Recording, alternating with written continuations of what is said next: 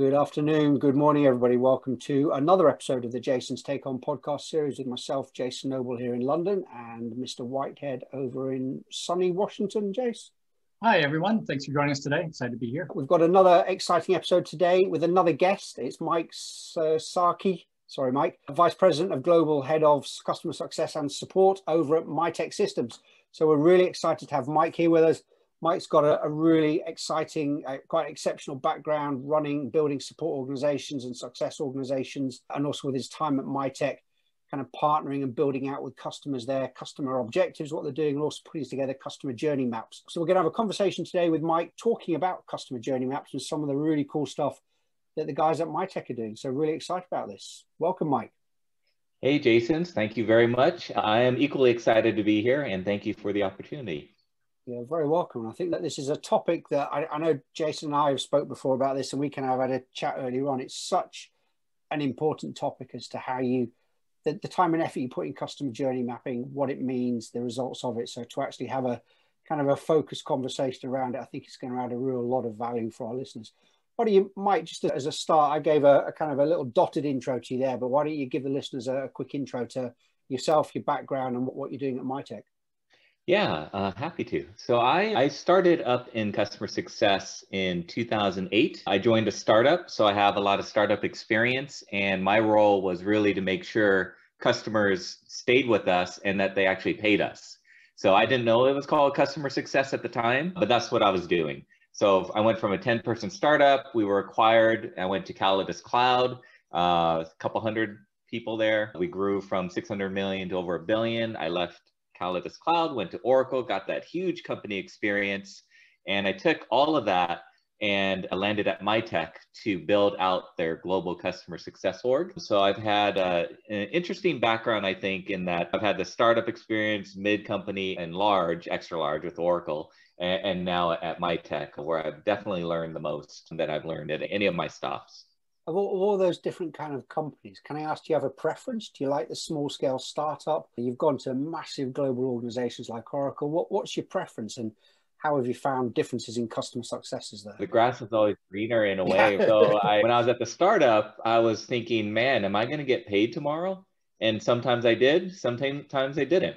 And that's the startup world. And at CallidusCloud, it was a lot of fun seeing a company grow from 600 million to $1 billion. I feel like I'm dodging your question. And then at Oracle is a huge company. So my preference is a company like Mitek, very convenient because I'm at Mitek now, but growing and starting something, but also having enough money that I know that the company has enough money that I know that I'm going to get paid when it's payday, and not so huge like Oracle where it's so bureaucratic that I had to do 20 presentations just to make a small change, right, in our process.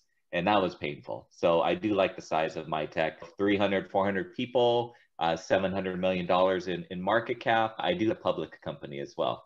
That's my preference. I know a lot of the stuff that you've talked about before, Mike, and when you and I spoke to each other the first time, you talk around the idea of programmatizing customer success. Could you talk to us a bit more about what you mean by that and why there's a need to do it like this?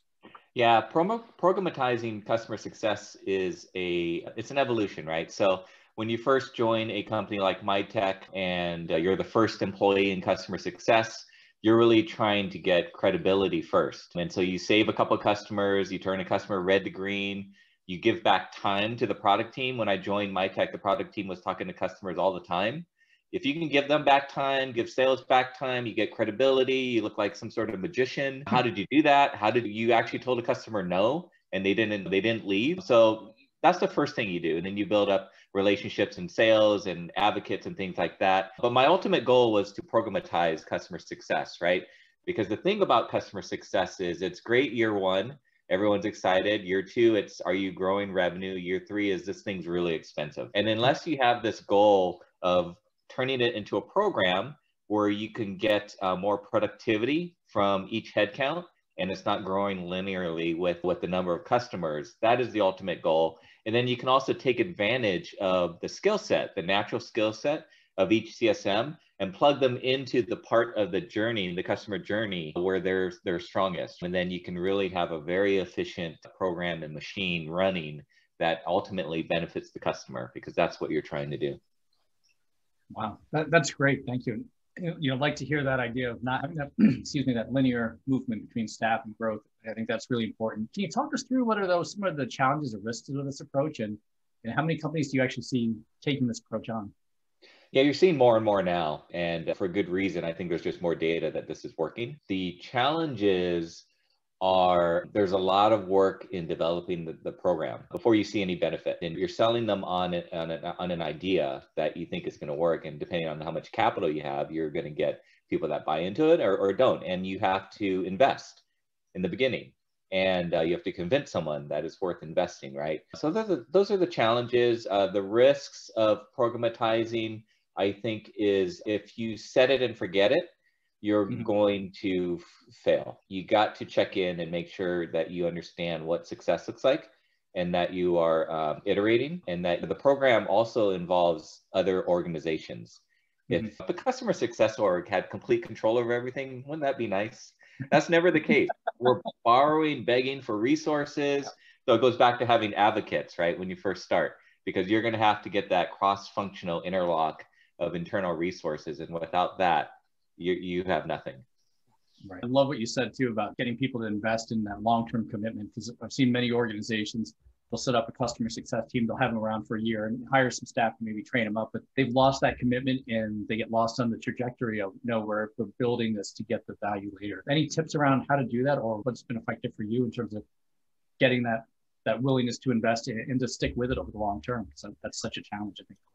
It is tough. And if it was easy, there would be a book written or a one-pager and everyone would just follow it, because it would be so easy to get investment on it. I think there's a couple things. One, it goes back to getting the advocates, right, in the executive team. I've been fortunate enough to report to the CEO. That helps. And he understands customer success. That helps a lot as well. But let's say that's not the case. I think at a certain point, you have to lean into revenue and revenue growth. And that is something that I would have not said 5 years ago, maybe even 3 years ago when I started at Mitek. I was a pure CSM. I'm trustworthy. I'm a trusted advisor. I don't talk about revenue, blah, blah, blah, all that. And that's shifted.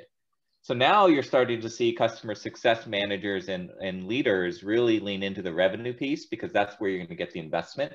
And so if you could forecast it out and say, we're going to grow revenue, and you have signs of that, that'll help. It all comes back to revenue. And I think one thing that I try to do is talk revenue from my level and up, and talk customer success from my level and down. And we drive revenue, but it's an outcome of doing the right things. But I will talk revenue to my managers and my peers all day long.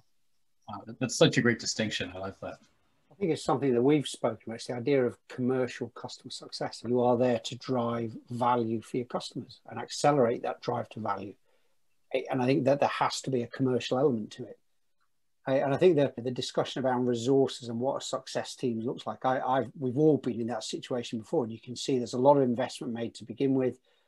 And then over time, I think when you aren't bringing the value that was expected, and maybe that was miscommunicated, they do become challenges, and the teams quite often you see them descale, kind of scale the wrong way. And that's a problem that a lot of startups have. Yeah, absolutely. Lincoln Murphy, I was at a session that he did, and he said, it is a commercial relationship. Yep. In the business, it's a contract. They're paying you. It's a commercial relationship. Exactly what it is. And it's a commercial two-way relationship. Right. Yeah. Yep. Absolutely. Mike, go on, Jason. No. I'm just following with that revenue discussion piece, because I think this is interesting. You've been there a while. You've gotten that commitment, and you've had the time to do that. Do you find it easier now that you have this proven success? And when you say to ask for additional staffing or resources, are they more likely to go ahead with it because they understand and it's implied there's going to be a revenue commitment or boost for that? Or is it still a challenge every day to get to fight tooth and nail for all the resources you need? Yeah, that's a really good question. And I'm glad you brought it up, because this is something that I hadn't thought about in a while. But early on, I sold, suddenly makes it sound like it's not based on facts. It is based on facts. I was aligned with the executive team on how we're going to decide when we need another headcount. You can use cost to revenue. We use that. So when cost to revenue gets to a certain percentage, time to hire. Of course, that sounds simple, and that changes. Now I go back to my CEO and say, hey, cost to revenue hit this certain number, time to hire. He says, not so fast. Let's develop a different staffing model. So now you layer on not only cost to revenue, but other things like how many customers can a CSM manage at one time, And how are we going to scale that up with this program? So luckily I have this program in place and I can connect the dots there. But it does get easier. I would say align on what metrics you're going to use to drive headcount. So then it becomes more of a math question than I think I need another CSM because I think so. Wow, that's great. I like that. With the customer journey, it can be a really complex beast, for want of a better word, and very difficult to get it right. Are there any kind of areas of it and parts of it that you'd recommend organizations and CS leaders to focus on initially, and why, and what your thoughts are on that? Yeah, it's all about onboarding. When I joined Mitek, we were going to introduce the CSM at go live, which could be 6 months later after signing or longer. We moved that up. So it's at signing, the CSM is introduced. One thing that we've changed this year, though, is that we've created during the onboarding part of the customer journey map, that onboarding phase, we've created a customer onboarding manager. So there's no CSM involved. Customer onboarding manager looks a lot like a CSM, more project management focused, and is responsible for getting that customer successful. And we have a transaction level that the customer must hit, and we deem them successful at that point, and then they're transitioned to a CSM. There's overlap, of course, during that transition, but the onboarding phase is the most important because it sets the trajectory, sets the relationship. And so we focused and we've doubled down on that investment in onboarding, and we are starting to see and will see it pay off in more transaction-based business. So the revenue coming in earlier means the transactions are coming in earlier at a significant amount. And so that's how we'll measure it. Introducing that specialized role, the onboarding manager, has that been confusing or open for the customers? Of, wait, we have the salespeople, now we have an onboarding manager, and then I have a CSM. And then I probably have, I'm assuming you have support in there as well too, somewhere along the lines. How has it been from the customer experience or customer's perspective of they understand when to go to whom and at what point do they stop going to an onboarding manager and transition that relationship over? Yeah, so there's really two roles involved in onboarding. It's the customer onboarding manager and then the technical resource, which is a solutions architect. Pretty straightforward, and you've seen that before. But the customer onboarding manager is that one throat to choke for the customer. What I found, and this is interesting, in the identity space, the term CSM or the role CSM, that's confusing because they're not used to having them. Banks, we work with a lot of banks, they have not seen a customer success manager before in identity. And so an onboarding manager in a way is a more understandable title than a customer success manager for them. And so that's how we communicate it. This is your person that you will work with. And we map together as well. And we do that in one of the first meetings. This is how we're going to map with you.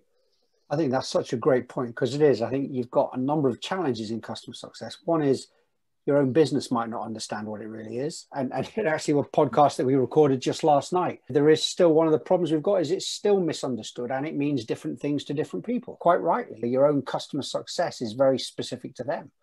So you've got that misunderstanding and then you're trying to position yourself to your customers as what it is. There's still a mystique to it, if you want, and people not understanding it. Is it part of support? Is it account management? And it is, I think the term in itself can confuse people. In the essence, you're there to help drive your customer success. So you could say it's very clear as to what it is, but a lot of people still misunderstand it. I misunderstand it. If you tell me you're a CSM at a company, I don't know what type of CSM you are because that's so broad, the range, right? Yep. At Oracle, I was a much different CSM than I was at other companies. I did much less, as you would imagine. So it is confusing. I've thought about maybe just renaming the whole team identity consultants. Yeah, interesting. I think it is the problem you've got is you're also competing now for time against other CSMs from other organizations. Right. So you've got one stakeholder or vendor that might be dealing with, let's be very conservative, say he deals with 5 pieces of technology. He's got 5 different CSMs who are all going to have a different approach. So it can get very confusing very quickly.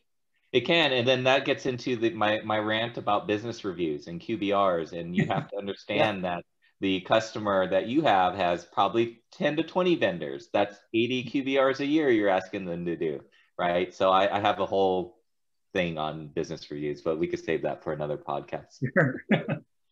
Wow. So actually, I like one of the things you said a minute ago, like during the onboarding process, you really come up and figure together with them, what are we going to do? What is success for both of us? Can you share a little more detail around that and how that works? And frankly, are your customers used to working with a vendor that way? Or was that a completely new experience for them? They're not used to it. So when I say we double down, we've added a data analyst to the customer success org. I was tired of having to ask for data analyst support.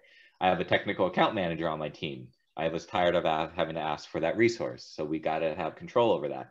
And what we've done is within the onboarding piece of the customer journey, there's different phases, and we track how many days they're in each phase. And we can predict out with the data analysts, when are they going to be successful? What month are they going to be successful?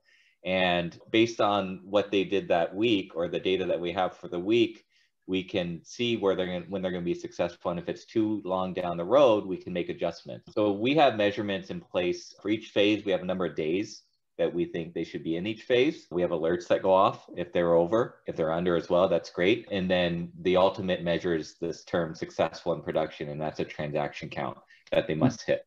And if they're on track to hit that, great. If they're not, something's wrong and we got to fix it.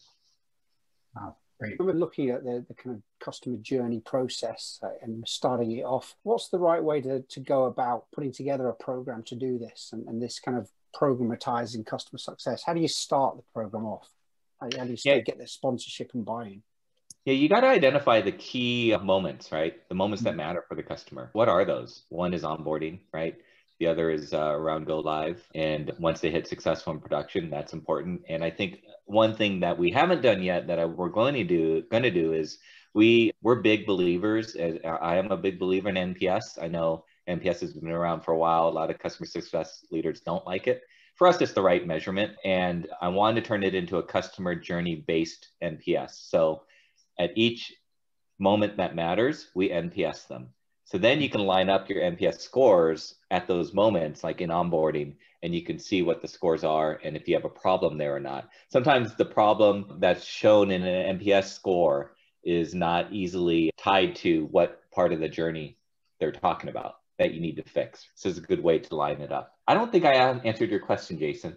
I started going off on a tangent about NPS. That's fine. That's cool. No, that's cool. This is why we do this. We like these conversations. I think I don't think there's a single podcast we've done where you stick to script, even the ones we have. But NPS is absolutely fundamental, but it's more, how do we start this? What are some of the key things? Is NPS and the results of NPS, does that become the trigger for it? Or are there other things that might happen that kind of trigger? Where do you start the onboarding program? Absolutely. So you have to determine what metrics matter that you can measure. For us, it was successful in production. There's a transaction count. That matters to us. So then you center around, that's important to us. What leads into that? And the number one thing was onboarding. That leads into it. And so that's why we focused on it. I think I've been saying onboarding a lot, but for us, that's super important. For others, I would guess that's super important as well. But that's not the end. Successful in production is not the end. Lincoln Murphy has this thing where he says, if a customer is not growing, that's a health risk.